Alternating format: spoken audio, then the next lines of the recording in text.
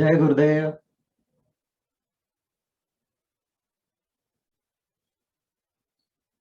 आपण प्रार्थना करूया अगोदर.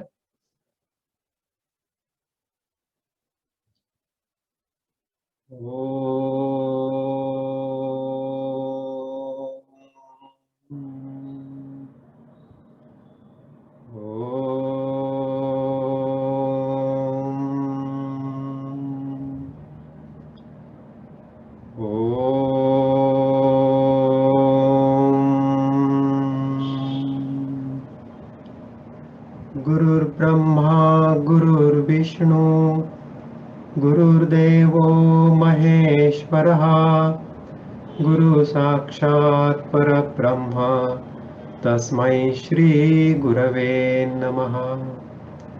अखंडमंडलाकारं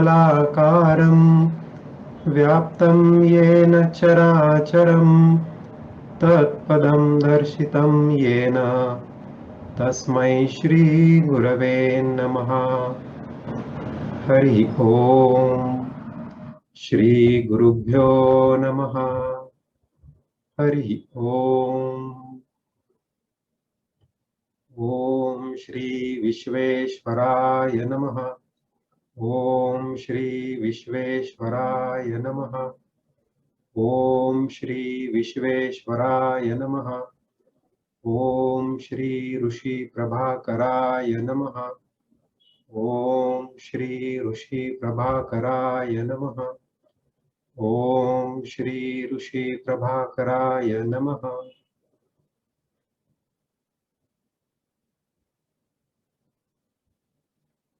सगळ्यांचं आजच्या सेशन मध्ये खूप खूप हार्दिक स्वागत. आपण सुरुवात केलेली आहे 11व्या स्कंदाची. भागवताच्या श्रीमद भागवताचे 2 भाग आहेत. तर त्यातल्या दुसऱ्या भागातला 11वा स्कंद आणि त्यातला 11वा 10वा 11वा अध्याय आपला सुरू आहे. तर ह्या अध्यायामध्ये भगवान श्रीकृष्ण आता निजधामाला जाणार आहेत आणि म्हणून त्यांच्याजवळ त्यांचे परमशिष्य उद्धव आलेले आहेत. आणि उद्धव भगवंताला विचारत आहेत की तुम्ही तर आता जाणार, मला पण सोबत घेऊन जा. भगवंत म्हणतात की मला तर काही तुला सोबत नेता येणार नाही, पण मी तुला काही उपदेश करतो, हे ज्ञान तू घे आणि तू बद्रिकाश्रमाला जा. इथपर्यंत आपण आलो होतो. आणि मग हा उपदेश करताना भगवंतांनी त्यांना दत्तात्रेयांची गोष्ट सांगितली की दत्तात्रेयांनी यदुराजाला केलेला उपदेश म्हणजे श्रीकृष्णाचे आद्य वंशज, तर त्या यदुराजाला जो उपदेश केला दत्तात्रेयांनी 24 गुरूंचा, आणि त्या 24 गुरूंनी काय काय ज्ञान दिलं ते आपण मागच्या वेळेला पाहिलं. तर तो अध्याय संपल्याच्या नंतर श्रीकृष्ण भगवंत स्वतः काही उपदेश करतायत. कुणाला? श्रीकृष्णाचे शिष्य उद्धवाला. तर एका अध्यायामध्ये म्हणजे 10व्या अध्यायामध्ये ते स्वतःच उपदेश करतात. त्यानंतर 11व्या अध्यायामध्ये पण स्वतः उपदेश करतात आणि 12व्या अध्यायामध्ये ते हंसगीता सांगतात. तर आज आपण श्रीकृष्णांनी स्वतः काय ज्ञान दिलं ते पण बघूया आणि हंसगीतेचे सुरुवातीपर्यंत आपण जाऊया. तर हा कथाभाग तुम्हाला दोन्ही मिळून मिश्र स्वरूपामध्ये समजेल. तर श्रीकृष्ण काय सांगतायत ते आपण पुन्हा एकदा आपल्या पॉवर पॉइंट मधून पाहूया, म्हणजे ते आपल्याला समजायला अधिक सोपं जाईल. तर हंसगीतेची ओळख असं का लिहिलं आपण? तर आज आपण फक्त हंसगीतेची तोंड ओळख करून घेणार आहोत आणि हंसगीतेमध्ये भगवंतांनी काय ज्ञान दिलं उद्धवाला ते आपण पुढच्या सत्संगामध्ये पाहणार आहोत. तर हंसगीता म्हणजे भगवद्गीतेसारखी अशी खूप मोठी नाहीये, तर तो फक्त एका अध्यायामध्ये संक्षिप्त स्वरूपामध्ये तो उपदेश आहे.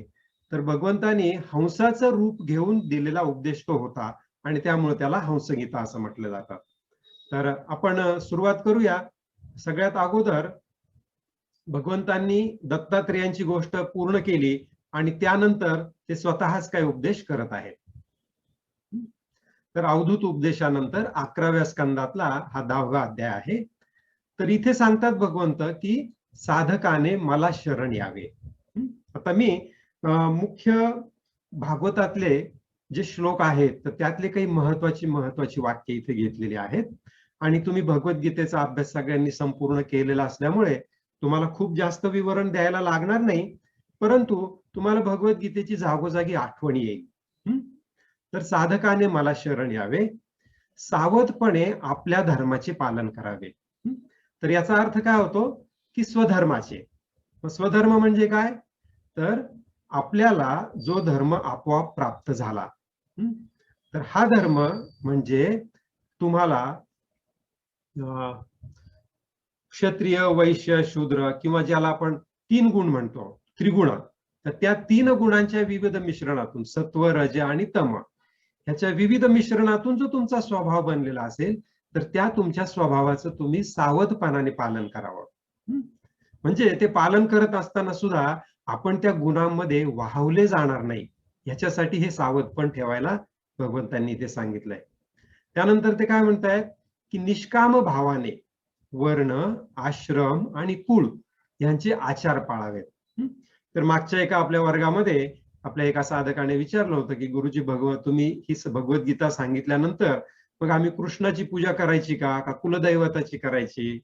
तर इथे त्याचं स्पष्टीकरण आलेलं आहे पहा, की निष्काम भावानं तुम्हाला वर्ण, आश्रम आणि कुळ, आश्रम म्हणजे काय की जे 4 आश्रम पूर्वीच्या काळी होते, विद्यार्थ्यांसाठीचा एक आश्रम, गृहस्थाश्रम, त्यानंतर जंगलामध्ये जाऊन आपण राहतो तो एक वेगळाच आश्रम.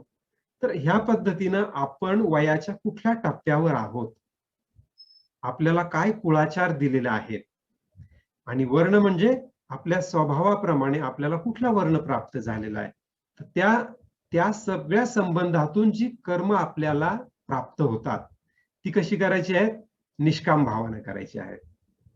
पुढे सांगतायत की विषयांना जर तुम्ही सत्य मानलं आणि सुखासाठी कर्म केली तर काय होईल, तर त्याचा परिणाम दुःखदायक होईल, असं ते उद्धवाला सांगतायत. पुढे म्हणतायत की इंद्रियांद्वारे विषयामध्ये जाणवणारी भेदबुद्धी ही खोटी असते. म्हणजे आपल्याला विषयामध्ये जी भेदबुद्धी जाणवते, म्हणजे ते कसं की उदाहरणार्थ एखादा विषय आहे, तुम्ही चव घेत असाल, तर एखादी चव आवडते, एखादी आवडत नाही, म्हणजे काय झालं, इथे भेद झाला. किंवा दृष्टीला सुख मिळत आहे, एखादं तुम्ही दृश्य पाहताय, ते तुम्हाला आवडतं, एखादं दृश्य आवडत नाही, म्हणजे तिथं भेद झाला. तर हा भेद कशामुळे होतो, तर आपल्या इंद्रियामुळे हा भेद निर्माण होतो, आवड किंवा नावड निर्माण होते, आणि ही भेदबुद्धी खोटी आहे असं सांगतायत. कारण आत्मा किंवा आपला आत्मस्वरूप किंवा ज्याला आपण मी म्हणतो, तो मी हा कसा आहे, तर हा स्वयंप्रकाशी आहे आणि तो सर्वांचा साक्षी आहे.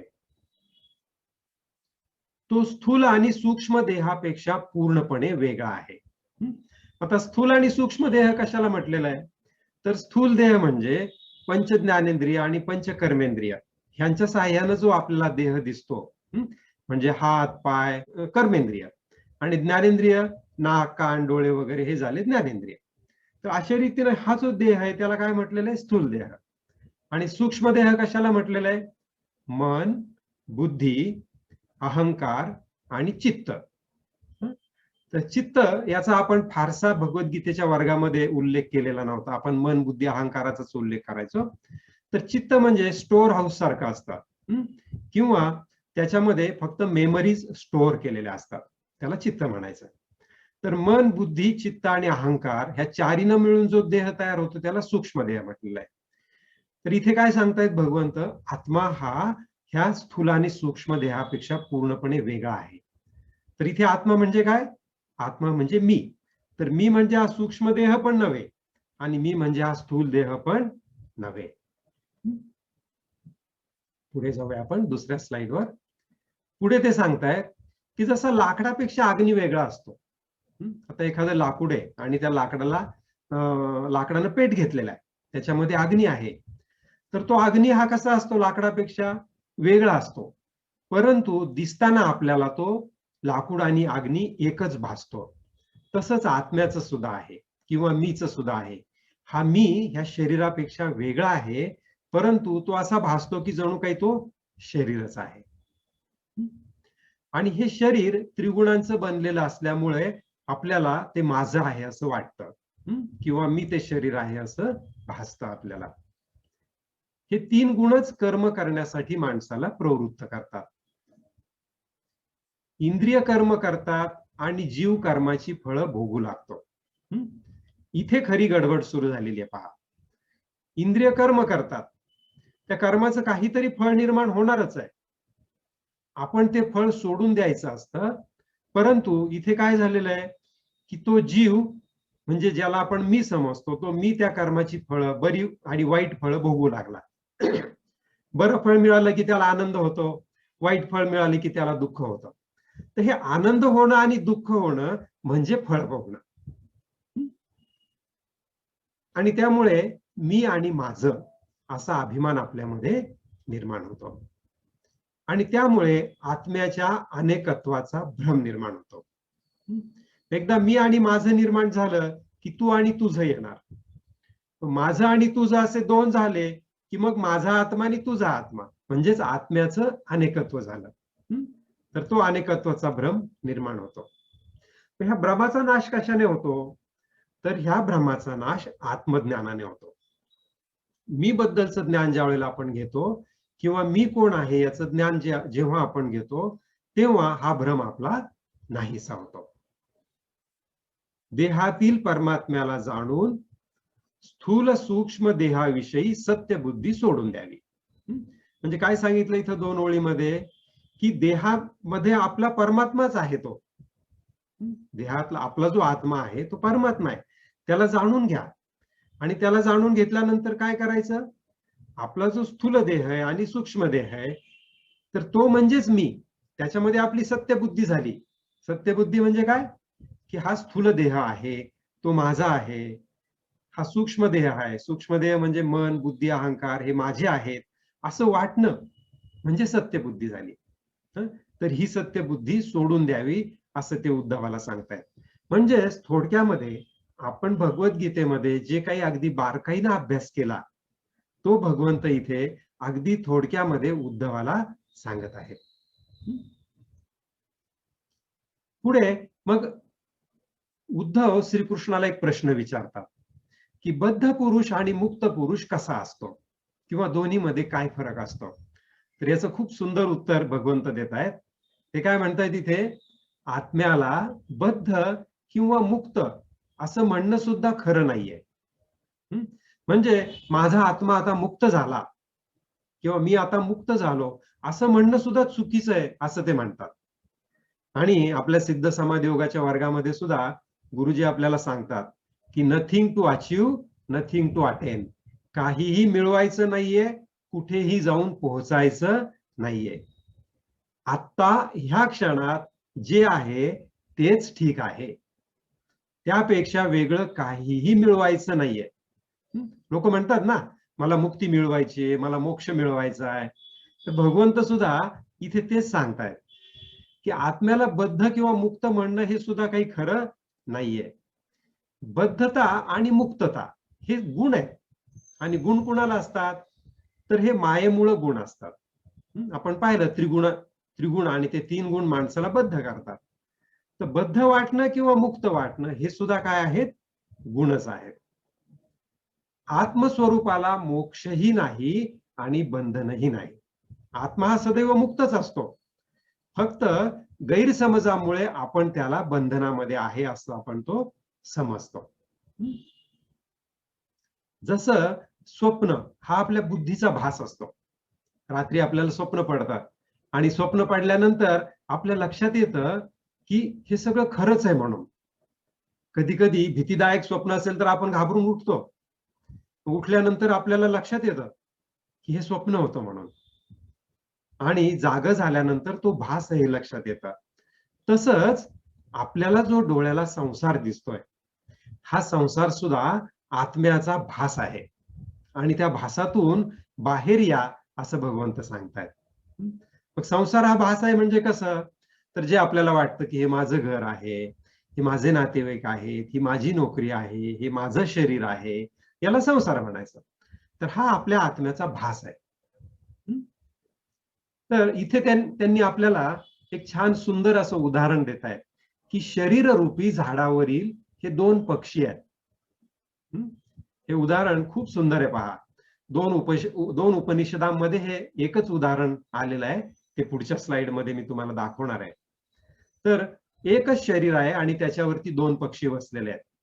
एक पक्षी आहे तो म्हणजे बद्ध असलेला जीव, आणि दुसरा पक्षी आहे तो म्हणजे मुक्त असणारा ईश्वर किंवा सदा मुक्त असणारा ईश्वर. आता हा जो बद्ध जीव आहे हा एक पक्षी, मग याचं वर्णन आपण बघूया की बद्ध असणारा जीव हा शोकग्रस्त असतो आणि तो नियम्य असतो. नियम्य म्हणजे काय? नियमामध्ये बांधलेला असतो. तो फळांचा उपभोग घेतो. तो स्वतःला पण जाणत नाही आणि दुसऱ्याला पण जाणत नाही. तो अविद्येने युक्त असतो. तो नेहमीच बंधनामध्ये असतो. ही झाली बद्ध जीवाची लक्षणं. म्हणजे थोडक्यात काय, तर आपण मी कोण आहे हे ज्ञान घेण्याच्या अगोदर आपली जी स्थिती होती ती ही स्थिती होती. आपण शोकग्रस्त असायचो, आपण फळांचा उपभोग घ्यायचो, आपण फळासाठी म्हणून काम करायचो, आपण स्वतःलाही जाणत नव्हतो आणि दुसऱ्यालाही जाणत नव्हतो. आपण स्वतःला हे शरीर समजत होतो. म्हणजेच आपण अविद्येने युक्त होतो आणि नेहमी आपण बंधनामध्ये असायचो. आता पुढे आपल्याला ते मुक्त ईश्वराचे, म्हणजे हा जो दुसरा पक्षी आहे आपल्याच शरीरातला हा दुसरा पक्षी, हा मुक्त ईश्वर आनंद स्वरूप आहे आणि तो नियंता आहे. नियंता म्हणजे काय, की जो सगळ्या गोष्टीचं नियमन करतो. आणि मगाशी आपण पाहिलं तो नियम्य होतो, म्हणजे तो नियमामध्ये बांधलेला असतो. हा नियमन करतो. हा फळांचा उपभोग घेत नाही, पण तरी सुद्धा हा ज्ञानाच्या साह्याने कसा असतो, अतिशय शक्तिशाली असतो. तो स्वतःलाही जाणतो आणि दुसऱ्या जीवाला सुद्धा जाणतो. म्हणजे हा पक्षी स्वतःला पण जाणतो आणि तो जो दुसरा पक्षी आहे त्याला पण तो जाणतो. हा विद्येने युक्त असतो आणि हा नेहमीसाठी मुक्त असतो. तर अशा प्रकारे आपल्याला इथे त्यांनी दोन पक्षांची एक उदाहरण देऊन भागवतामध्ये 11व्या स्कंदामध्ये त्यांनी सांगितलं, 11व्या अध्यायात. आता याच्याबद्दलच उपनिषदांमध्ये काय सांगितलेलं आहे. आता आपण भागवत सोडून उपनिषदांकडे जाऊया. मुंडकोपनिषद आणि श्वेताश्वेतरोपनिषद ह्या दोन उपनिषदांमध्ये हा एक श्लोक आहे. पहा, एकच श्लोक आहे पण दोन्ही उपनिषदात आलेला आहे. मुंडकोपनिषदाच्या 3ऱ्या अध्यायात पहिल्या खंडामधला पहिला श्लोक आहे आणि श्वेताश्वेतरोपनिषदाच्या 4थ्या अध्यायातला 6वा श्लोक आहे. काय श्लोक आहे हा? खूप सुप्रसिद्ध श्लोक आहे, पहा, आणि सुंदर आहे. द्वा सुपर्णा सयुजा सखाया समानम वृक्षम परिशस्वजाते तयोरन्यः पिप्पलम स्वादत्य नश्नन्यो अभिचाकशीति. माझं पण संस्कृत फारसं उत्तम नाही आहे, पण हे असं त्याचं साधारण उच्चारण आहे. आणि त्याचा अर्थ काय असतो आहे, दोन सुंदर पंख असलेले पक्षी, जवळचे मित्र, जे एकमेकाच्या अगदी जवळचे मित्र आहेत, ते एकाच झाडावर राहतात. त्यातील एक झाडाची मधुर फळे खातो, दुसरा खात नाही परंतु त्याच्या मित्राकडे पाहतो. तर हे याला आपण काय म्हणूयात, उपमा आहे ही. तर हे दोन सुंदर पंख असलेले पक्षी म्हणजे एक अज्ञानी जीव आणि दुसरा पक्षी म्हणजे ज्ञानी जीव किंवा तो परमेश्वर, आपल्यातलाच तो परमेश्वर. हे दोघे जवळ जवळ आहेत एकमेकाच्या, म्हणजे खरं तर ते एकच आहेत. तो अज्ञानात असतो त्यावेळेला तो एक पक्षी असतो आणि ज्या वेळेला तो ज्ञानामध्ये असतो त्यावेळेला त्याला आपण दुसरा पक्षी म्हणतो. ते एकाच झाडावर राहतात म्हणजे एकाच शरीरात आहेत. त्यातील एक झाडाची मधुर फळे खातो, म्हणजे जो अज्ञानी आहे तो फळासाठी म्हणून काम करतो, तो त्या फळाचा उपभोग घेतो. खाल्लेल्या फळाने तो सुखी होतो, दुःखी होतो. दुसरा फळ घेत नाही, म्हणजे काय करतो, तो फळाचा त्याग करतो. तो ईश्वराला फळ अर्पण करून कर्म करतो, परंतु त्याच्या मित्राकडे पाहतो. म्हणजे त्याच वेळेला तो साक्षी भावाने जेव्हा जेव्हा आपल्यातला मी हा अज्ञानात प्रवेश करतो तेव्हा तेव्हा आपल्यातला ज्ञानी असणारा मी त्रयस्थाप्रमाणे त्याचं निरीक्षण करतो. कसा गाढवपणा चाललाय, आपण जे नेहमीचं वाक्य आहे ना आपलं गीतेच्या वर्गातलं, तर अशा रीतीनं तो साक्षी भावानं स्वतःकडेच त्रयस्थाप्रमाणे बघत असतो. तर हा श्लोक इतका सुप्रसिद्ध आहे की ह्या श्लोकावरती अनेक कलाकारांनी वेगळ्या वेगळ्या चित्र तयार केलेली आहेत. तर अशीच काही चित्र इंटरनेटवरती आहेत, अशीच काही चित्र वेगवेगळ्या गुहांमध्ये शिल्पांच्या रूपामध्ये आहेत. काही काष्ठशिल्प आहेत, काही दगडांमध्ये कोरलेली शिल्प आहेत.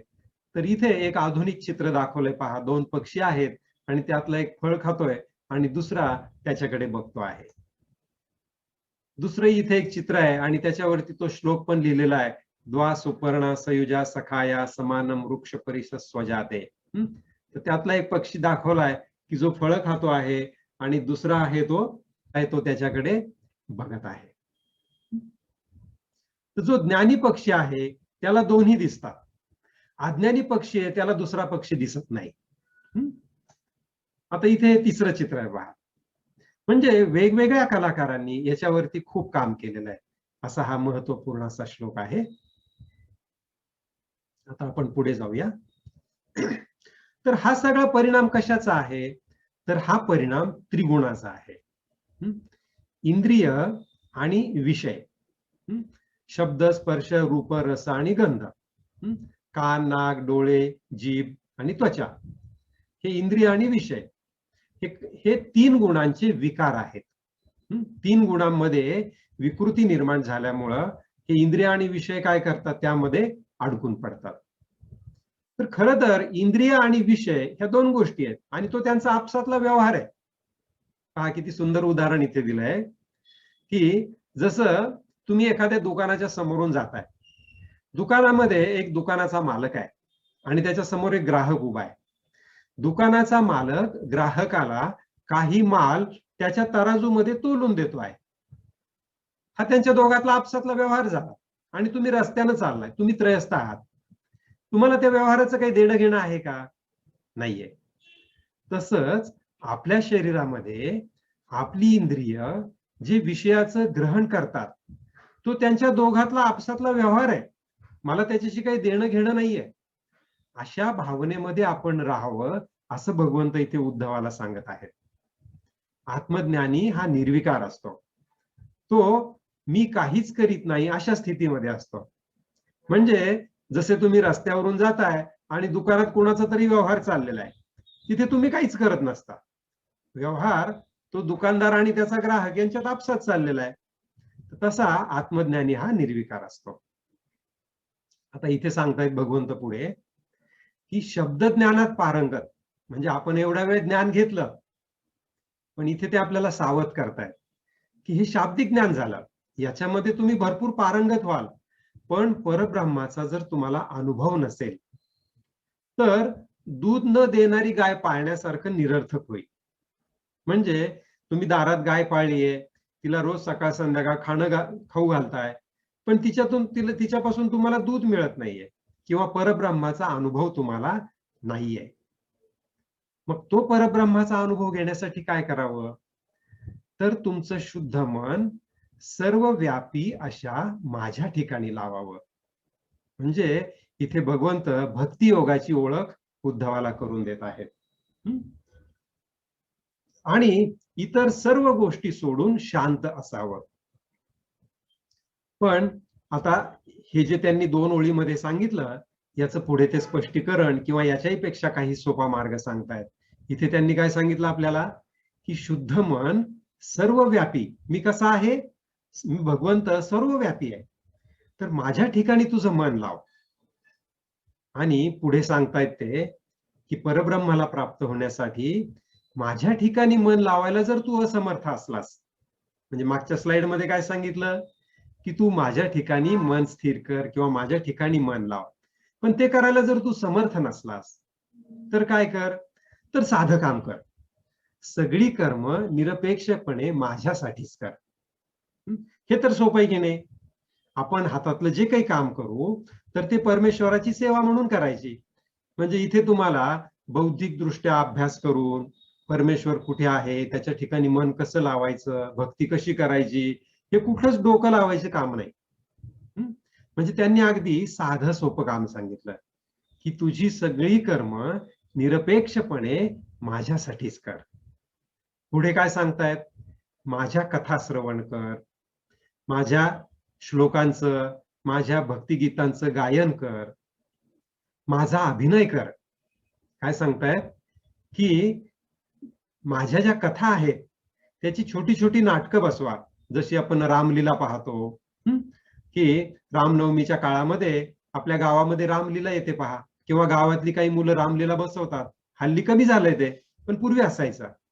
तर अशा प्रकारच्या नाटकांमध्ये काम कर, अभिनय कर. माझ्यासाठी धर्म, अर्थ आणि काम याचं आचरण कर. म्हणजे तुझे काही आचरण करशील, धर्माचं आचरण करशील, अर्थार्जन करशील आणि कामाचं आचरण करशील, तर ते कुणासाठी कर? माझ्यासाठी म्हणून कर, स्वतःसाठी म्हणून करू नको. सत्संग कर. सत्संगाने काय होतं? भक्ती मिळते आणि भक्तीमुळे माझी उपासना घडते आणि त्यामुळे माझं पद अगदी सहज प्राप्त होतं. म्हणजे मला कसं प्राप्त व्हावं, परब्रह्माला कसं प्राप्त व्हावं, ह्याच्यासाठी त्यांनी इथे आपल्याला 6 ओळीमध्ये खूप सोपे सोपे मार्ग सांगितलेत. की निरपेक्ष कर्म आणि माझ्या कथा, माझं गायन, माझा अभिनय, माझ्यासाठी धर्म, अर्थ, काम, आणि त्यामुळे आपोआपच चौथा जो पुरुषार्थ आहे, ज्याला मोक्ष म्हणतात, धर्म, अर्थ, काम आणि मोक्ष, हे 4 पुरुषार्थ सांगितलेले आहेत. तर तो मोक्ष आपोआपच प्राप्त होईल. सत्संग करावा, सत्संगातून भक्ती मिळते आणि भक्तीमधून उपासना घडते आणि माझं पद सहज प्राप्त होतं. आता पुढे उद्धव पुढे प्रश्न विचारतात. म्हणजे जसं अर्जुन आणि श्रीकृष्ण यांच्या प्रश्न उत्तराच्या स्वरूपामध्ये भगवद्गीता पुढे सरकली, तर त्याच पद्धतीने इथे उद्धव गीता पुढे सरकते आहे. उद्धव काही प्रश्न विचारतायत श्रीकृष्णाला आणि श्रीकृष्ण उत्तर देत आहेत. तर उद्धवाने प्रश्न विचारलाय की हे भगवंता, मला त्या संतांची तू लक्षणं सांग की जे तुझ्या परमपदाला प्राप्त झालेत, ते कसे असतात? भगवंत इथे 11व्या स्कंदातल्या 11व्या अध्यायातल्या 25व्या श्लोकापासून पुढे संताची लक्षणं सांगतात की तो संत कृपेची मूर्ती असतो. तो कोणत्याही प्राण्याविषयी वैरभाव बाळगत नाही. तो प्रसन्न चित्तानं सगळं काही सहन करतो. तो सत्य हेच त्याच्या जीवनाचं सार असतं. तो समदर्शी असतो. तो सगळ्यांकडे कसा पाहतो? समान बुद्धीने पाहतो. तो सर्वांवरती उपकार करणारा असतो.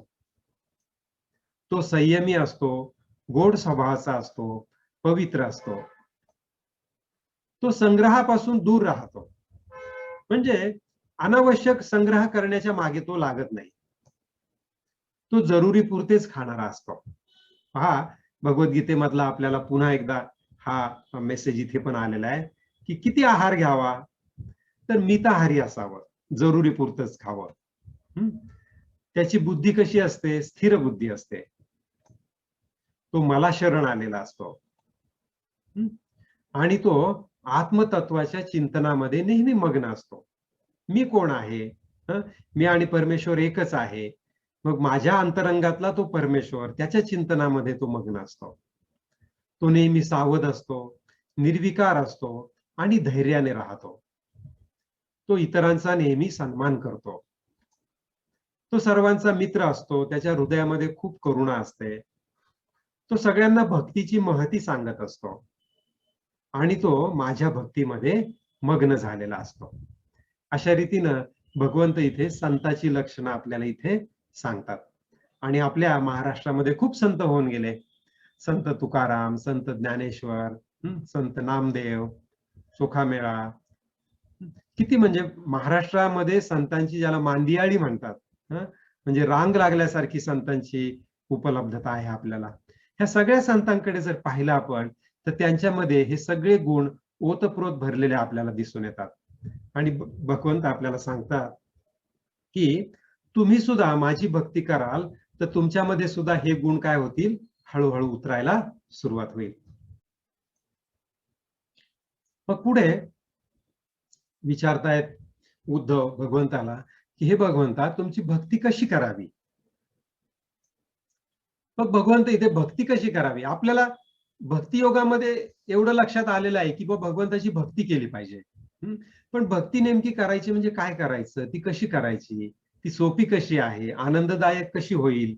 तर इथे सांगतायत ते की अनन्य भावानं माझं भजन करावं, माझ्या मूर्ती आणि माझे भक्त यांचं दर्शन घ्यावं. किती सुंदर आहे ना, की फक्त भगवंताचं दर्शन घ्यायला सांगत नाहीये. ते काय म्हणतायत की माझ्या मूर्तीचं तर घ्यावंच, पण माझ्या भक्ताचं सुद्धा काय करावं, दर्शन घ्यावं. आणि त्यामुळे आपण पाहतो की जेव्हा जेव्हा आपल्या आळंदीवरून पंढरपूरला वारी जाते, या पावसाळ्याचेच दिवस असतात, करोना काळामुळे यंदा वारी निघेल किंवा नाही अशी शंका. परंतु वारीमध्ये आपण पाहतो की सगळे भक्त काय करतात, एकमेकाचं दर्शन घेत असतात. तर इथे सुद्धा भगवंत तेच सांगतायत की माझ्या मूर्ती आणि माझे भक्त यांचं दर्शन घ्यावं, स्पर्श करावा, पूजा करावी, सेवा करावी, स्तुती करावी, वंदन करावं. हे सगळं तुम्ही भक्ताचंही करू शकता आणि भगवंताचं पण करू शकता. माझे गुण आणि माझी कर्म यांचं कीर्तन करावं, माझ्या कथा सांगाव्यात, माझं ध्यान करावं, सर्व काही मला अर्पण करावं आणि स्वतः सुद्धा मला अर्पण व्हावं. म्हणजे कर्म तर अर्पण करायचीच, पण आपल्या स्वतःला सुद्धा भगवंताला अर्पण करायचं, स्वतःला माझा दास समजावं, माझे उत्सव साजरे करावेत, जसं जन्माष्टमी, रामनवमी किंवा इतरही जे जे वेळोवेळी उत्सव येतात, एकादशी, तर हे सगळे उत्सव जाणीवपूर्वक साजरे करावेत. मंदिरं, उद्यानं, बगीचे यांची निर्मिती करावी, मंदिरामध्ये जाऊन जाणीवपूर्वक सेवा द्यावी. आपल्या सगळ्यांना आठवत असेल की गुरुजी ऋषी प्रभाकरजी आपल्याला जाणीवपूर्वक सेवा देण्यासाठी बोलवत असायचे. मंत्रालयमला राघवेंद्र स्वामींच्या मंदिरात गुरुजी बोलावून आपल्याला तिथे सेवा द्यायला लावायचे. म्हणजे आपले गुरुजी आपल्याला जाणीवपूर्वक हे जे काही आपण इथे वाचतो आहोत, शिकतो आहोत, तर ते आपल्याकडून करवून घेत होते. प्रत्येक वर्षी राघवेंद्र स्वामींच्या मंदिरामध्ये जाऊन आपण 6 ते 7 दिवस सेवा देत असो. त्यानंतर पुढे सांगतायत, अभिमान धरू नये, ढोंग करू नये, आपल्या कामाचा डांगोरा पिटू नये, अर्पण केलेल्या दिव्याचा प्रकाश सुद्धा स्वतःसाठी वापरू नये. पहा, म्हणजे किती सुंदर उदाहरण दिलंय की एखादा दिवा जर आपण अर्पण केला तर तो प्रकाश सुद्धा माझा आहे असं आपण म्हणू नये. आपल्या स्वतःला जे जे प्रिय आहे ते भगवंताला अर्पण करावं. वेद मंत्रांनी सूर्याच्या ठिकाणी, हवनाने अग्नीमध्ये, आतिथ्याने श्रेष्ठ ब्राह्मणांमध्ये, चारा घालून गायीमध्ये मला पूजावे. म्हणजे ही भक्ती कशी करायची हे सांगतायत. हे सांगत असताना पुढे काय सांगितलंय त्यांनी की सूर्य समजा तुमच्या समोर असेल तर वेद मंत्रांनी त्याला पूजावं, अग्नी समोर असेल तर अग्नीमध्ये हवन देऊन त्याला पूजावं, अतिथी आला असतील तर त्या अतिथीचं आतिथ्य करून त्याला पूजावं, आणि तुमच्या समोर मुके प्राणी असतील तर त्यांना चारा घालून त्यांना पूजावं. तर अशा रीतीनं माझी पूजा करावी. जे जे विष्णू भक्त असतील त्यांना आपला भाऊच समजावं. अशा रीतीने भक्ती कशी करावी हे भगवंतांनी इथे उद्धवाला सांगितलंय. पुढे अजून सांगतायत ते, ध्यान लावून हृदयाकाशात. तर हृदयाकाश म्हणजे काय, मन, बुद्धी, चित्त आणि अहंकार हे 4 मिळून जे तयार होतं त्याला हृदय म्हणायचं. तर ध्यान लावून म्हणजे समाधीला बसून हृदयाकाशात, तसंच प्राण समजून वायूमध्ये, फुले वाहून पाण्यामध्ये माझी आराधना करावी. म्हणजे प्राणायाम करताना जो आपण वायू आत घेतो आणि बाहेर सोडतो तर तो प्राण आहे आणि तो ईश्वर स्वरूप प्राण आहे असं समजून प्राणायाम करावा.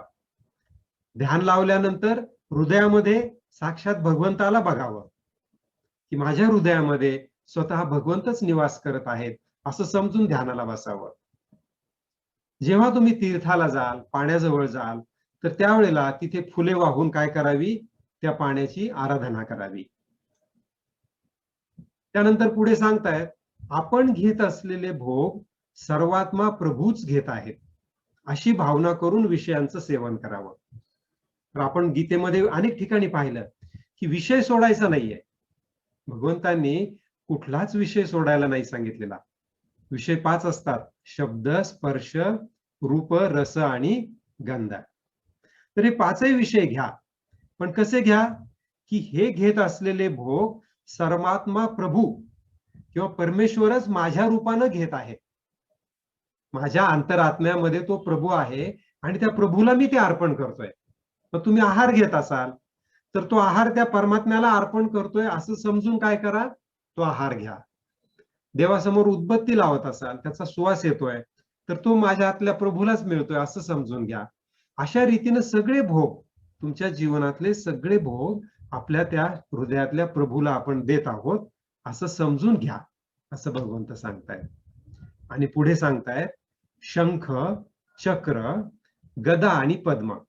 आपल्याला माहिती आहे की भगवंताला त्याचं चतुर्भुज रूप आहे. त्या चतुर्भुज रूपामध्ये 4 हातांमध्ये 4 आयुध आहेत. एका हातामध्ये शंख आहे, दुसऱ्या हातामध्ये चक्र आहे, तिसऱ्या हातामध्ये गदा आहे आणि चौथ्या हातामध्ये पद्म आहे. तर हे धारण केलेलं माझं चतुर्भुज रूप दृष्टीसमोर आणावं आणि एकाग्र होऊन माझी पूजा करावी. तर हे पण इथे भक्ती करण्यामध्ये त्यांनी आपल्याला सांगितलेलं आहे. आता पुढे ते आपल्याला सत्वगुणाचं महत्व सांगतात. ही भक्ती केल्यामुळे काय होतं, तर सत्वगुण वाढीला लागतो. मग या सत्वगुणाचं महत्व काय आहे, तर सत्वगुण हा रज आणि तम ह्या 2 गुणांचा नाश करतो. आपण गीतेच्या वर्गामध्ये पाहिलं होतं की सत्वगुण हा ब्रेक सारखा आहे आणि रज गुण हा कशासारखा आहे, हा इंजिन सारखा आहे. कारला नुसतं इंजिन असून भागत नाही, त्याला ब्रेक तर असलाच पाहिजे.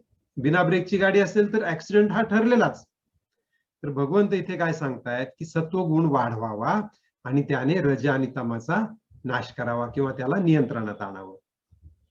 सत्वगुण वाढला असता भक्तिरूप धर्म वाढतो. सत्वगुणाची वाढ करणं हाच काय आहे, श्रेष्ठ धर्म आहे. तो रजाचा आणि तमाचा नाश करतो. रज आणि तम याच्यामुळे अधर्म निर्माण होतो, त्यामुळे त्या अधर्माचा पण काय होतो, आपोआपच नाश होतो. पुढे सांगतायत, सात्विक पदार्थांचेच सेवन करावे. पुन्हा एकदा आपण गीतेकडे आलो की आहाराचे 3 प्रकार आपल्याला सांगितले: सात्विक आहार, राजसिक आहार आणि तामसिक आहार. तर इथे पुन्हा एकदा ते आठवण करून देत आहेत की सात्विक पदार्थांचं सेवन करावं, कारण त्यामुळे काय होतं, सत्वगुण वाढतो, आपल्यातला धर्म वाढतो आणि आपल्यातलं ज्ञान वाढतं. ज्ञानामुळे आत्मसाक्षात्कार होतो. पुढे त्यांना विचारलं की हा माणूस विषयांच्या आहारी का जातो, उद्धवाने विचारलं. तर भगवंत सांगतायत की देहाविषयी मी अशी कल्पना झाल्यामुळे रजोगुण उत्पन्न होतो. म्हणजे आपल्यातला जो रजोगुण आहे, रजोगुण म्हणजे काय की मला पाहिजे, मला काहीतरी हवं, हा झाला रजोगुण. हा का निर्माण होतो, तर देह म्हणजेच मी अशी जेव्हा कल्पना होते तेव्हा रजोगुण निर्माण होतो. रजोगुणानं घेरलेलं मन संकल्प करू लागतं आणि विकल्प करू लागतं. संकल्प आणि विकल्प म्हणजे काय, काहीतरी हवं आणि काहीतरी नको. त्या संकल्पाच्या चिंतनानं असह्य अशा कामना निर्माण होतात. म्हणजे पहा, पुन्हा एकदा आता इथे साखळी निर्माण व्हायला लागली की देह म्हणजे मी ही पहिली पायरी झाली. त्यामुळे काय झालं, रजोगुण वाढला. रजोगुण वाढल्यामुळे मन संकल्प करू लागलं, संकल्पाचे चिंतन झालं, त्या चिंतनामुळे कामना झाली, कामनेमुळे दुःखदायक काम करू लागलो, अशी ही साखळी तयार झाली. म्हणजे साखळीची सुरुवात कुठे झाली, ह्या साखळीची सुरुवात झाली हा देह म्हणजेच मी इथे, आणि तिथेच घाव घालायला भगवंतांनी सांगितलेलं आहे की रजोगुण आणि तमोगुण ह्या गुणामुळे ज्ञानी माणूस सुद्धा वाहवला जातो किंवा ओढला जातो. सगळे गुण तर आपल्यामध्ये असणारच आहेत, हे गुण तर आपल्याला ओढणारच आहेत, पण ह्या गुणांनी जरी ओढलं तरी तो ज्ञानी सावध असल्यामुळे त्याच्यामध्ये तो आसक्त होत नाही. तो त्रिकाळ सावध राहून त्याचं मन माझ्यामध्ये स्थिर करतो.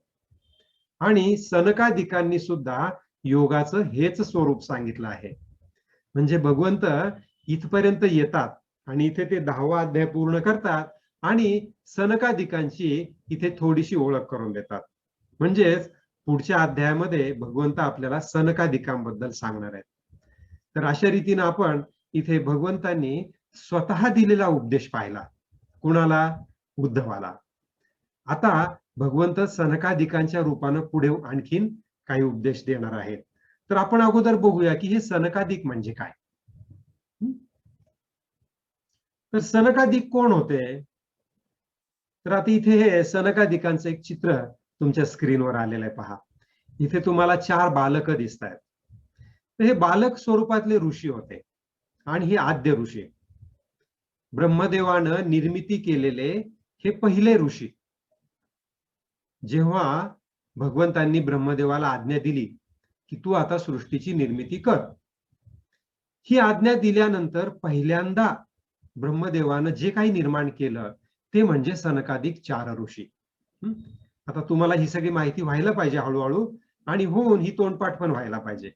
तुम्हाला पण ह्या कथा तुम्हाला 4 लोकांना गोळा करून सांगता आल्या पाहिजेत.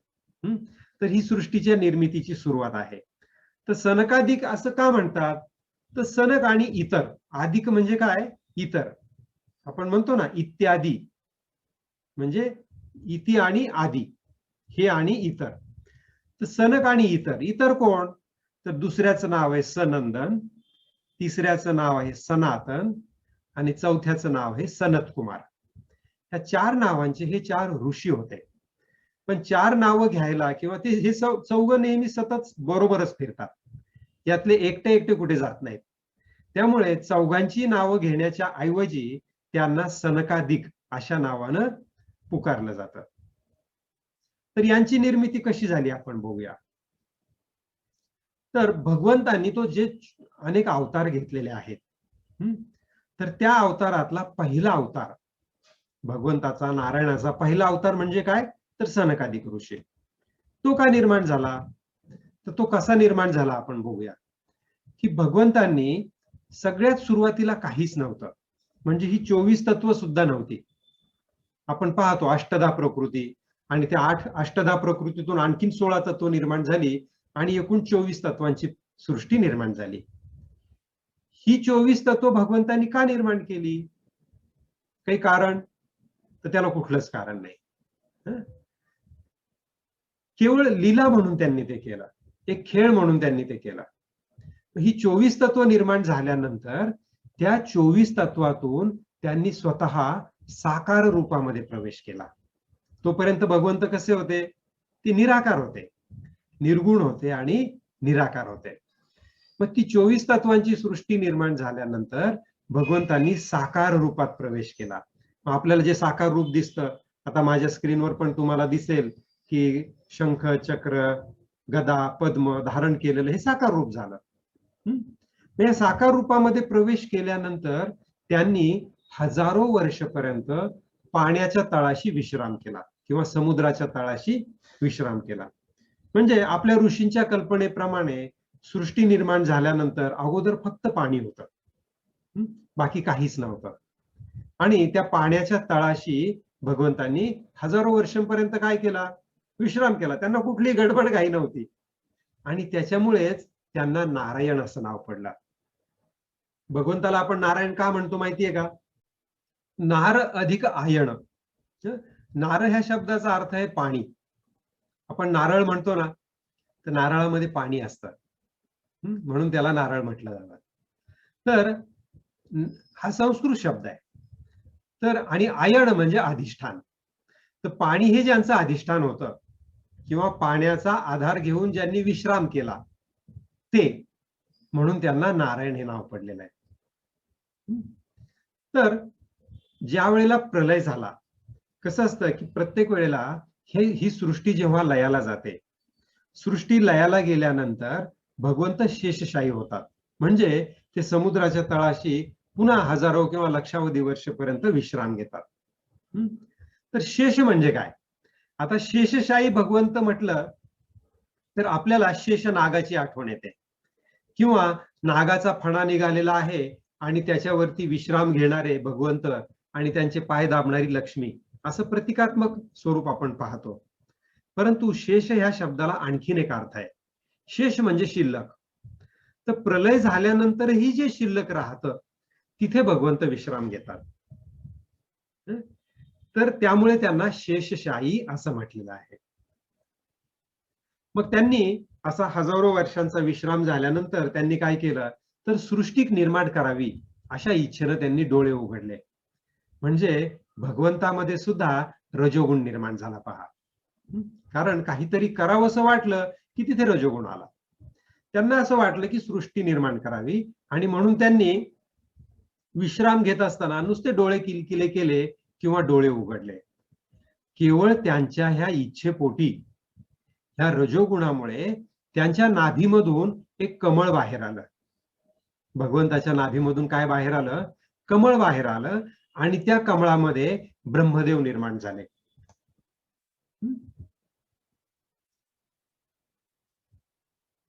हे चित्र आपण नेहमी पाहतो पहा, की शेषशाही भगवंत आहेत, त्यांच्या नाभीमधून एक कमळ आलेलं आहे, आणि त्या कमळामधून कुणाचा जन्म झाला?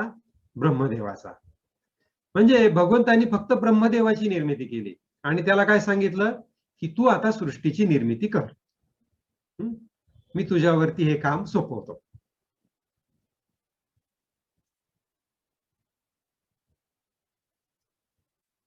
त्या कमळावरती ब्रह्मा किंवा ब्रह्मदेव आसनस्थ होते. तर त्यांची निर्मिती झाल्यानंतर सगळ्यात पहिल्यांदा त्यांना प्रश्न पडला की मी कोण आहे, को अहम, नाही का? आणि आपल्याला सुद्धा कुठला प्रश्न असतो, किंवा अध्यात्म म्हणजे काय, तर मीचा शोध घेणे. तर इथे सुद्धा आपण मुद्दाम ह्या प्रश्नाला वेगळा रंग दिलेला आहे, की ब्रह्मदेवाला सुद्धा निर्मिती त्याची झाल्याबरोबर त्याला सगळ्यात पहिल्यांदा प्रश्न पडला की मी कोण आहे नेमका, मी इथे का आलो, कुठून आलो? आणि मग त्यांनी हजारो वर्षांची तपश्चर्या केली. कुणी? ब्रह्मदेवाने. त्यांनी हजारो वर्षांची तपश्चर्या केली, तेव्हा कुठे त्यांना भगवंताचं दर्शन झालं, नारायणाचं दर्शन झालं. आणि मग भगवंत त्यांना म्हणाले की मी तुझ्यावरती प्रसन्न आहे. प्रलयामुळे माझ्यामध्ये लीन झालेल्या सृष्टीची तू काय कर, आता पुन्हा एकदा निर्मिती कर. आपल्याला माहिती आहे की सृष्टी पुनरावर्ती आहे, ती निर्माणही होते आणि लय सुद्धा पावते. तर भगवंतांनी त्याला सांगितलं की प्रलयामुळे जी सृष्टी लय पावली होती तिची तू निर्मिती कर. आणि भगवंत तिथून अंतर्धान पावले. ही सगळी सृष्टी निर्मितीची कथा आहे. आपल्याला ह्या कथा माहिती पाहिजे.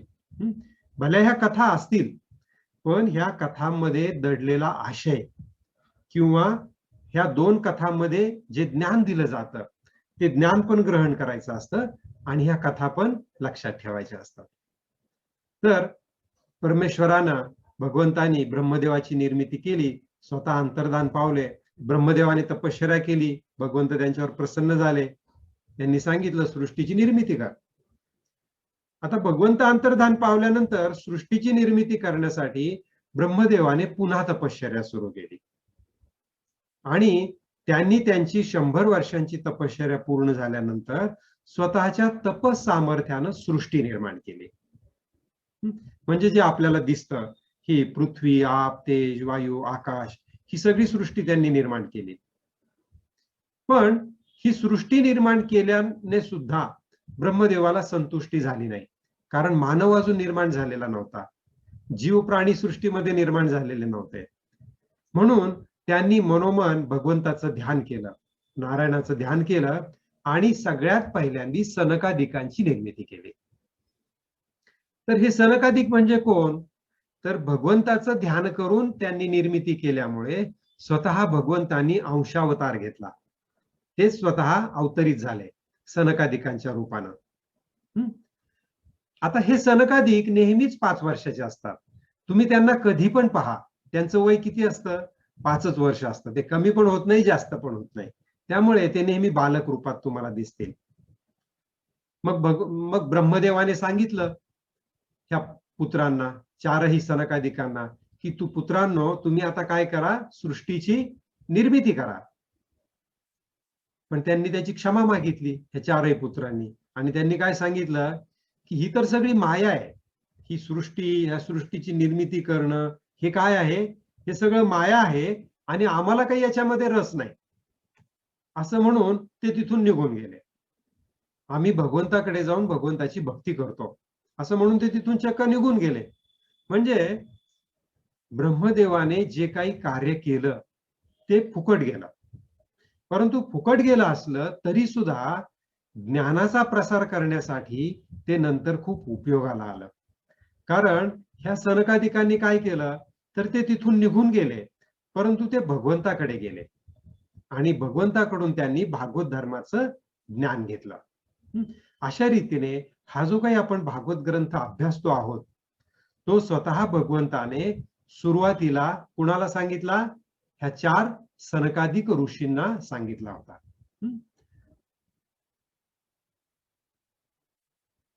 तर हे सनकादिक कुठे जातात, हे फक्त अशा ठिकाणी जातात जिथे भगवंताचं भजन केलं जातं. त्यांनी स्वतः भगवंताकडून भागवत ग्रहण केलं होतं आणि यांनीच स्वतः ते भागवत कुणाला सांगितलं, पुढे नारद मुनींना सांगितलं. ह्या 4 सनकादिक ऋषींना 4 वेदांचं रूप असं सुद्धा म्हटलं जातं, की हे 4 सनकादिक 4 वेदांच्या रूपानं पृथ्वीवरती अवतरित झाले आहेत असं सुद्धा म्हटलं जातं. ह्या 4 ऋषींनी भगवंताचे द्वारपाल जय आणि विजय यांना शाप दिला होता.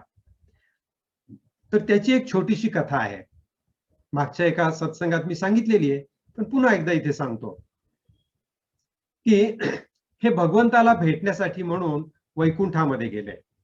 कोण? हे 4ही सनकादिक, सनक, सनंदन आणि इतर दोघे. तर तिथे गेल्यानंतर ते भगवंताच्या भेटीला निघाले. भगवंताच्या भेटीला निघाल्यानंतर तिथे भगवंताच्या कक्षाच्या द्वारावरती जय आणि विजय असे दोन्ही बाजूला 2 द्वारपाल उभे होते. तुम्ही कुठे मंदिरात गेलात तर मंदिराच्या बाजूला, बाहेरच्या बाजूला दरवाजावरती हातामध्ये भाला घेतलेल्या 2 माणसांचे चित्र, फोटो किंवा मूर्ती कोरलेल्या असतात पहा. तर ते जय आणि विजय असतात. तर हे जय आणि विजय यांनी काय केलं तर सनकादिकांना तिथे अडवलं आणि त्यांना तिथे अडवल्यानंतर ते जरी ऋषी असले तरी सुद्धा भगवंतांनीच त्यांच्यामध्ये क्रोध निर्माण केला त्या ऋषींमध्ये आणि त्या क्रोधामध्ये जाऊन त्यांनी त्या जय आणि विजयला काय केलं, शाप दिला. काय शाप दिला की तुम्हाला 3 वेळा असुर योनीमध्ये जन्म घ्यावा लागेल. किती वेळा? 3 वेळा असुर योनीमध्ये जन्म घ्यायला लागेल. मग हे काय चालली गडबड बाहेर, हे आवाज ऐकू आल्यामुळे भगवंत स्वतः बाहेर आले. त्यांनी पाहिलं की जय आणि विजयला शाप मिळालेला आहे. मग जय आणि विजय यांनी काय केलं तर त्या चौघांचंही म्हणजे सनकादिकांचं दर्शन घेतलं, त्यांना सांगितलं की बा तुम्ही जो शाप दिलेला आहे त्या शापातून तुम्ही आम्हाला मुक्त करा. भगवंतही तिथे आलेले होते, त्यांनी पण सनकादिकांना सांगितलं. त्यांनी अगोदर जय आणि विजयला सांगितलं की हा जो शाप तुम्हाला दिलाय तो शाप तुम्ही अगोदर ग्रहण करा. मग जय विजयनं तो शाप ग्रहण केला. मग त्यांनी सनकादिकांना सांगितलं की यांना आता तुम्ही उद्धाराचा मार्ग सांगा.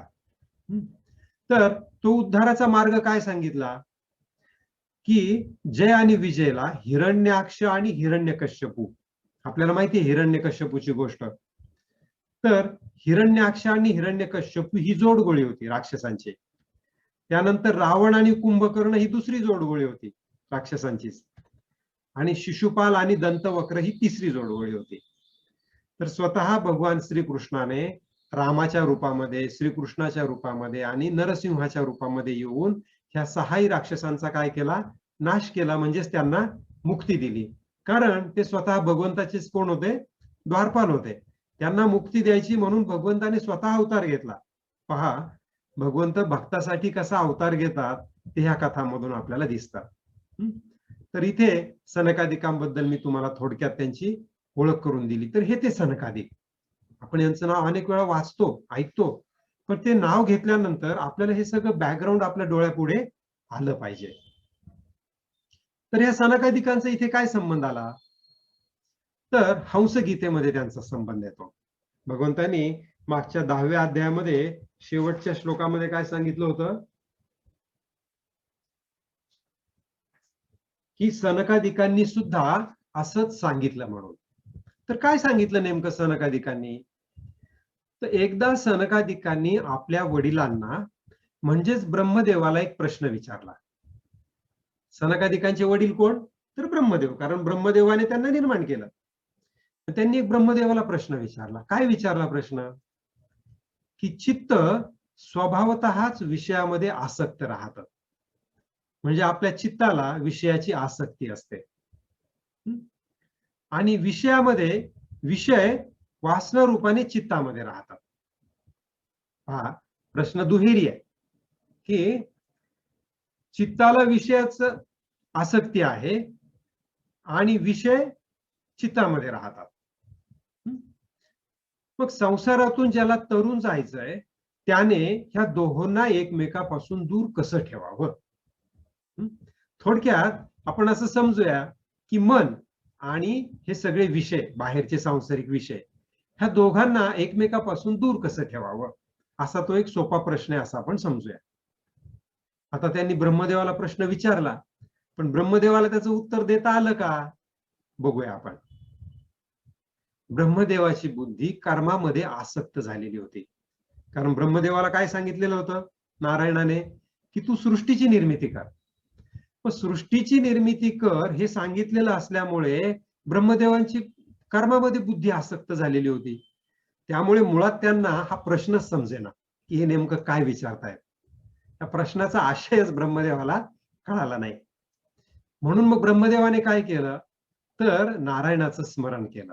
त्यांनी डोळे बंद केले आणि त्यांना असं वाटलं की आता हे माझे पुत्र आहेत, यांनी मला प्रश्न विचारलाय, यांना मीच निर्माण केलंय आणि मलाच उत्तर देता येत नाही. मग मला निर्माण करणारा कोण? तर नारायण, माझे पिता भगवंत. याचं उत्तर भगवंतच देऊ शकतील, त्यांच्याशिवाय आणखीन कोण देणार आहे? म्हणून त्यांनी काय केलं तर भगवंताचं किंवा नारायणाचं स्मरण केलं. तर ही सगळी कथा भगवंत श्रीकृष्ण स्वतः उद्धवाला सांगत आहेत. आणि म्हणून इथे वाक्यामध्ये काय कसं आलं इथे? म्हणून त्याने म्हणजे ब्रह्मदेवाने माझे स्मरण केले असं श्रीकृष्ण उद्धवाला सांगत आहेत कथारूपाने. आणि मग मी हंस रूपाने त्यांच्या समोर प्रकट झालो. तिथे कोण कोण बसलेलं होतं? तिथे ब्रह्मदेव होते आणि ब्रह्मदेवासमोर 4 सनकादिक होते.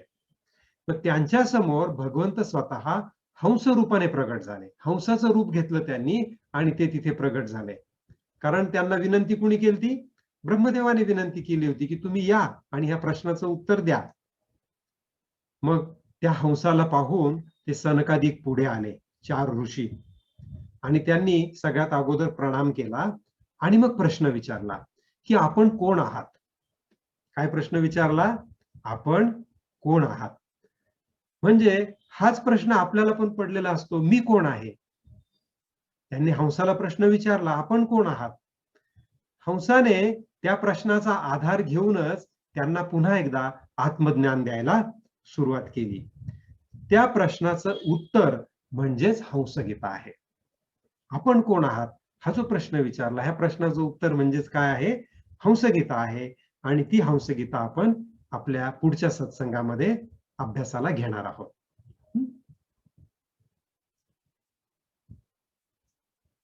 जय गुरुदेव. इथे आपण आजचा सत्संग थांबूया आणि थोड्याशा गप्पा गोष्टी करूया. सर्वप्रथम तुम्हाला सगळ्यांना योग दिनाच्या खूप खूप हार्दिक शुभेच्छा. आणि योग म्हणजे योग दिनाच्या शुभेच्छाच्या तुम्हाला दिवसभरात अनेक व्हॉट्सअप मेसेजेस आले असतील. वेगळे वेगळे योगासनाच्या पोस्टर्स केलेल्या पोस्टरचे फोटोग्राफ आले असतील, नाही का? खरं तर योग म्हणजे आसन हा सगळ्या जगभर एक चुकीचा संदेश गेलेला आहे. पण चला ह्या निमित्तानं निदान शरीराची प्रकृतीची आपण प्रकृतीसाठी योग उपयोगी असतो ह्या भ्रमामधून का होईना, ह्याला भ्रमच म्हणूयात आपण थोडा वेळ, ह्या भ्रमामधून का होईना जग जर योगाकडे आकर्षित झालं तर जगाला समजेल की योग म्हणजे फक्त आसन नव्हे, तो तर त्यातला फक्त एक अंश आहे. त्याच्यातले आणखी 99 अंश म्हणजे भगवान योगेश्वर श्रीकृष्णाने दिलेली भगवद्गीता किंवा भारतामध्ये असलेलं हे आत्मज्ञान म्हणजे खरा योग आहे. हे जगाला एक दिवस उमजून पडेल आणि पूर्ण जगामध्ये हे योगाचं ज्ञान, भगवद्गीतेचं ज्ञान जाऊन पोहोचेल अशी आपण अपेक्षा आजच्या ह्या योग दिनाच्या निमित्तानं करूया. आणि तुम्हाला मी बोलण्याची संधी देतो. जय गुरुदेव. हा, अंकुशजी बोलतायत. बोला अंकुशजी, बोला. जय गुरुदेव. जय गुरुदेव. श्रीमद भागवत मी 3 वेळा वाचले आतापर्यंत. हो हो. पण तुम्ही जे आता ज्या गोष्टी स्वरूपात समजावून सांगता आहात, इतकं चांगलं मी वाचून पण मला कळलेलं नव्हतं. छान छान. एक भाग, कारण हे व्हिज्युअल्स आणि हे जे आहे हे फार क्लिअर होते, अतिशय छान क्लिअर होते. होय. हा बोला, आता तुम्ही अनम्यूट केलंय. स्वाती फडके बोलतेय, शुभंगी ताईंच्या फोन. अच्छा अच्छा अच्छा, स्वातीमा तुम्ही आहात, बोला बोला. पण बाकी छान झाला सत्संग, आणि एकादशी निमित्त हा सत्संग ऐकायला फारच मजा येते. आणि आपण भगवंताच्या स्मरणात राहतोय असं लक्षात येते. छान छान. हो स्वातीमा, आणि तुम्ही अंकुशजी आणि आपले SSY चे पुष्कळसे शिक्षक उपस्थित असल्यामुळे, पद्मामा पण दिसल्या मला, इकडे अश्वत्थामा पण आहेत, तर आनंद वाटला की त्या निमित्ताने आपल्याला भक्तीची ओळखही होते आणि भक्तीमध्ये राहायला मिळतं. अरे वा, सुहासजी पण आहेत. जय गुरुदेव सुहासजी. जय गुरुदेव. जय गुरुदेव. खूप छान वाटलं आणि एन्जॉय केलं एकदम, खूप छान. छान छान. तुम्ही दोघे विठ्ठल रुक्मिणी बनून तुम्ही दोघे सत्संगाला उपस्थित राहिलात, खूप आनंद वाटला. हो हो, मागच्या वेळेला पण होतो, मागच्या वेळेपासून आम्हाला कळलं, त्यामुळे तेव्हापासून आता आहोतच. आणि तुमच्याकडे बघून पण छान वाटतंय, तुमचं बिईंग फारच अप्रतिम आहे आणि ते दिवसेंदिवस खूप छान उच्चतेकडे चाललंय, ते असं फुलतंय, त्यामुळे छान वाटतंय एकदम.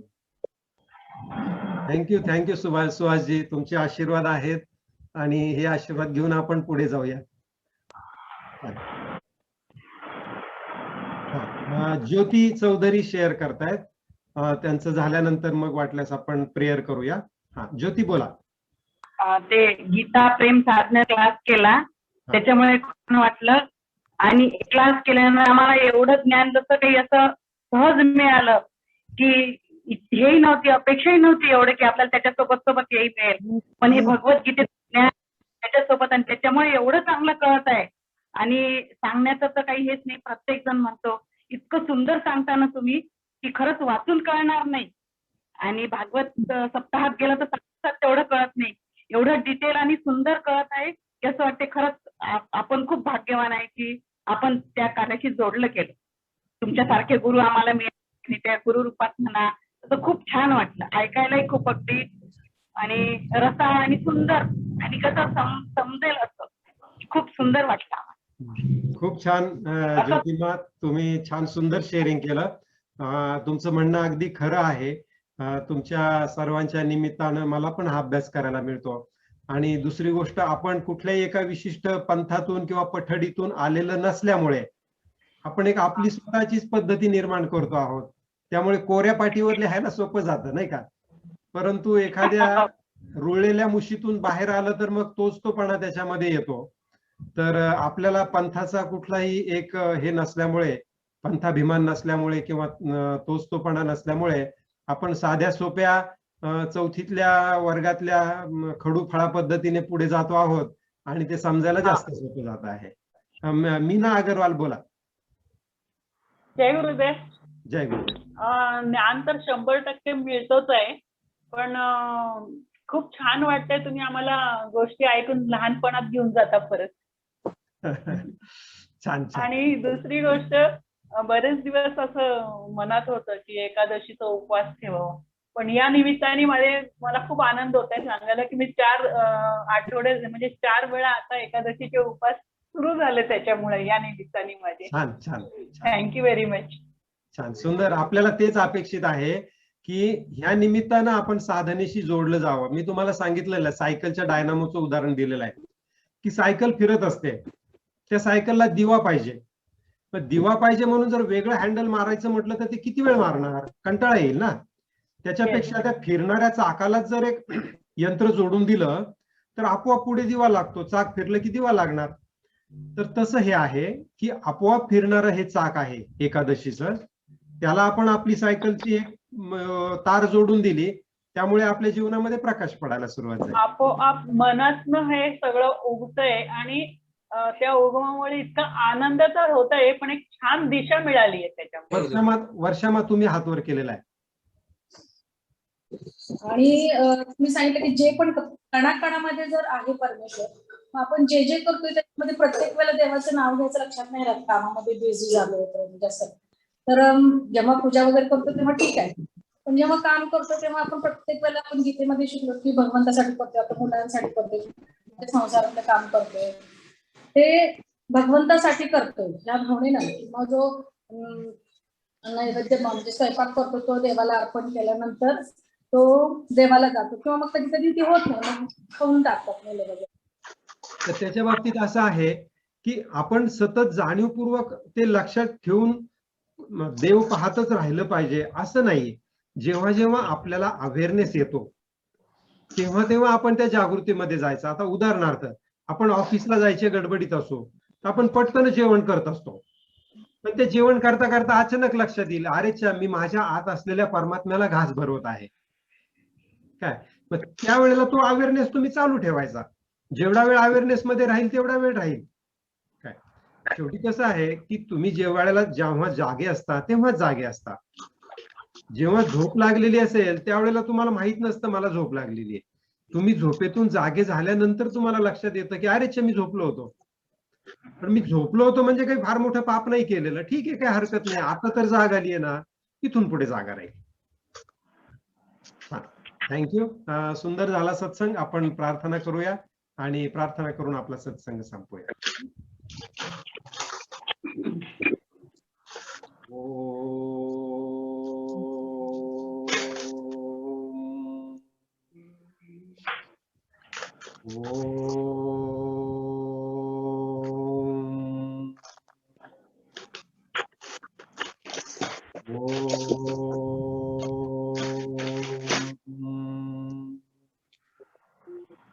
असतो मा सद्गमय तमसो मा ज्योतिर्गमय मृत्योर्मा अमृतं गमय. ओम शांति शांति शांति. हरि ओम. श्री गुरुभ्यो नमः. हरि ओम. ओम श्री विश्वेश्वराय नमः. ओम श्री विश्वेश्वराय नमः. ओम श्री विश्वेश्वराय नमः. ओम श्री ऋषि प्रभाकराय नमः. ओम श्री ऋषि प्रभाकराय नमः. ओम श्री ऋषि प्रभाकराय नमः.